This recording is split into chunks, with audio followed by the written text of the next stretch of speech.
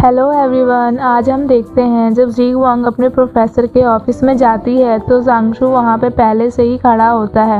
वो प्रोफेसर से अपना थीसिस लेने आई होती है, पर उसके प्रोफेसर को थीसिस पसंद नहीं आती, इसलिए जांगशू के सामने ही उसे डांटने लगते हैं और उसे बुरा भला कहने लगते हैं। तब जांगशू जी वांग की साइड लेता है, तब जी वांग उसे मना कर देती है कि तुम्हें मेरे लिए कुछ बोलने की जरूरत नहीं है।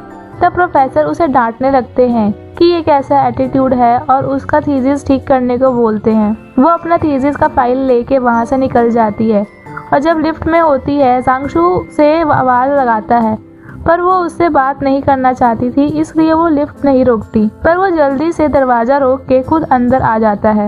दोनों शांत खड़े होते हैं। लिफ्ट ओपन होती है, जी वांग बाहर निकल जाती है। जब जी वांग अपने अंकल के घर होती है तो उसका भाई उससे पूछता है कि अब क्या हो गया कि वो हॉस्टल नहीं रहती। तभी उसे उसके हॉस्टल से कॉल आता है, तो कॉल पिक करती है। फोन पर जांगशी होता है और वो कहता है अपना ईमेल चेक करो, और वो ये कहकर कॉल कट कर देता है। जब वो ईमेल खोलती है तो देखती है कि जांगशू ने उसके हेल्प के लिए बहुत सारे फाइल्स भेजी थी, जिससे उसके थीसिस में हेल्प हो जाए। वो रूम में जाके सोचती है कि जांगशू उसके लिए इतना क्यों कर रहा है, कहीं वो रॉन्ग की तरफ से सॉरी तो नहीं बोलना चाहता।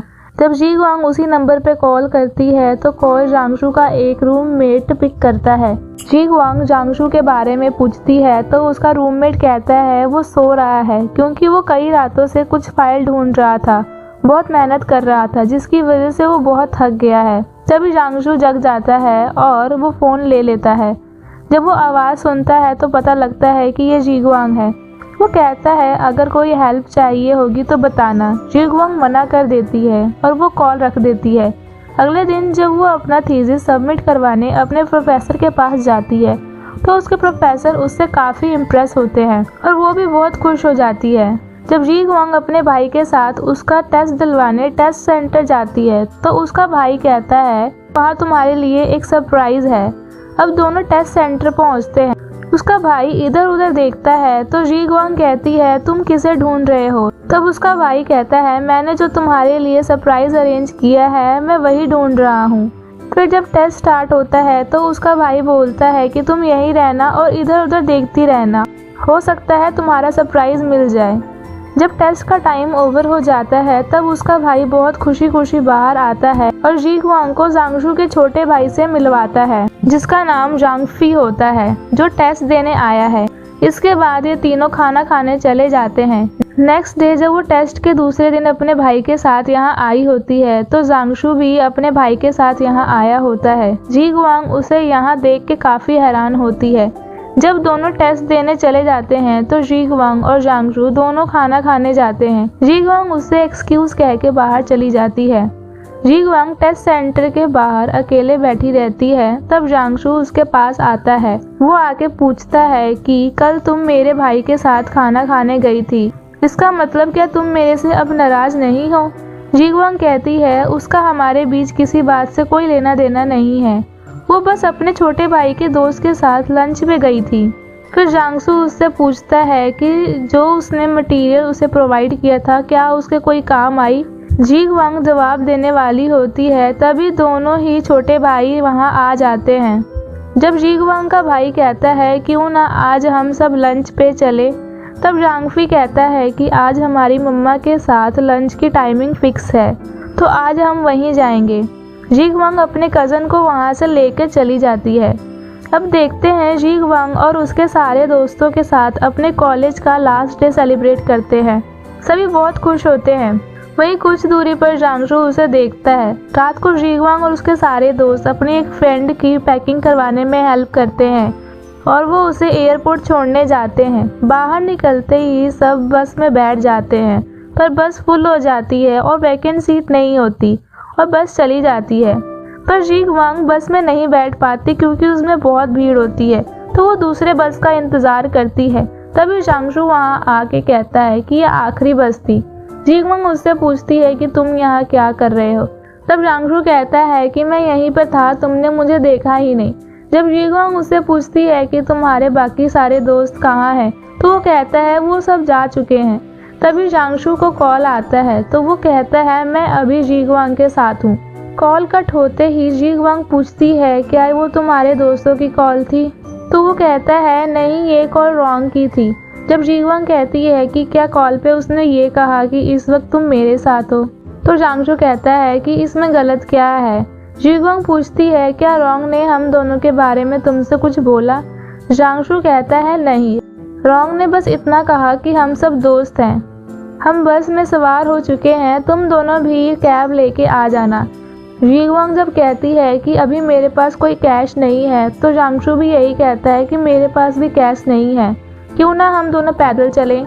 और फिर दोनों पैदल चलने लगते हैं। फिर जीगवांग रुक के कहती है कि मैं पैदल नहीं चल सकती, तुम चले जाओ। जांगशू की नज़र उसकी हील्स पे पड़ती है। वो समझ जाता है कि वो हील्स के साथ तेज नहीं चल सकती, तो वो दोनों फिर आराम से चलने लगते हैं और अपने हॉस्टल पहुंच जाते हैं। हॉस्टल पहुंचते ही जीगवांग कहती है कि तुम वाइट शर्ट और छोटे बालों में अच्छे लगते हो। जांगशू पूछता है कि क्या तुम्हें कुछ और कहना है? वो कहती है नहीं, और फिर रोने वाली होती है, पर वो अंदर चली जाती है। जांगशू जाते वक्त पीछे मुड़ के देखता है तो जीगवांग अपनी बालकनी पे खड़ी होके उसे गुड बाय कहती है। वो अपने मन में डिसाइड कर लेती है कि अब वो कभी भी जांगशू से प्यार नहीं करेगी और उसे लास्ट गुड बाय बोलती है। नेक्स्ट डे जीगवांग और उसका भाई दोनों सामान लेके अपने पेरेंट्स के घर जाते हैं। जीगवांग अपनी मॉम के साथ बैठ के लंच करती है, तो उसकी मॉम पूछती है कि तुम कहाँ जॉब करने वाली हो? तो जीगवांग ने शिनयान कंपनी का नाम लिया। तभी उसकी माँ शॉक होके बोलती है कि उस कंपनी में तो 41% शेयर हमारे नाम पे हैं।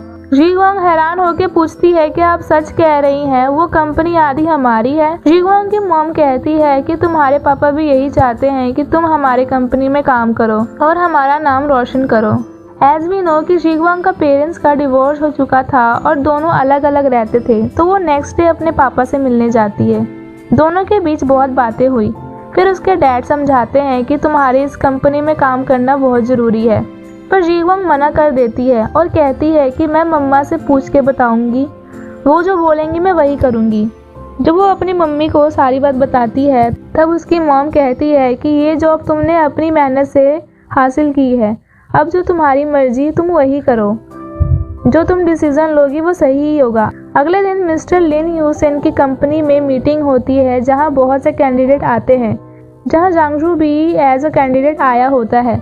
मीटिंग के टाइम यूसेन जांगशू से पूछता है कि जिस लड़की का फॉर्म तुम सबमिट कराने आए थे, क्या उसकी जॉब लग गई? क्या उसने हमारी कंपनी ज्वाइन कर लिया? जांगशू कहता है वो लड़की बाहर चली गई है और यहाँ किसी कंपनी में काम नहीं करेगी। और वहीं देखते हैं कि जीगवांग शूजू कंपनी में काम शुरू कर देती है और अपनी लाइफ एकदम अच्छे से जीती है। रात के वक्त जीगवांग अपने दोस्तों के साथ हॉस्टल रूम में होती है और इंटरनेट पे कुछ सर्च करती है, पर काम करते वक्त ही उसका इंटरनेट चला जाता है और वो ज़रूरी फाइल्स डाउनलोड नहीं कर पाती। फिर तीनों रॉक पेपर सीजर खेलते हैं और कहते हैं जो हारेगा वो ऑफिस का नेट यूज़ करने जाएगा और लैपटॉप से वो अपने ज़रूरी फाइल्स को डाउनलोड करके वापस आ जाएगा। जीगवांग गेम हार जाती है और वो लैपटॉप लेके ऑफिस चली जाती है और ऑफिस के डेस्क पे बैठ के फाइल्स डाउनलोड करने लग जाती है। पूरे ऑफिस में वो अकेले ही वहाँ मौजूद होती है। इतने में वहाँ यूसेन आ जाता है और लाइट्स ऑन करता है। लाइट्स ऑन होते ही जीगवांग डेस्क के नीचे छुप जाती है। तभी यूसेन उसके डेस्क के पास आके खड़ा हो जाता है। जीगवांग टेबल के नीचे से बाहर निकलती है और दोनों एक दूसरे को देखते हैं। जीगवांग घबराते हुए उससे सवाल पूछने लगती है कि आप कौन हैं और आप इस समय इस ऑफिस में क्या कर रहे हैं? लिन यूसेन पूछता है क्या तुमने मुझे कभी नहीं देखा? जीगवांग उसका जवाब देती है कि हाँ, मैंने आपको कभी नहीं देखा। फिर वो खामोश होके वहाँ से चले जाते हैं।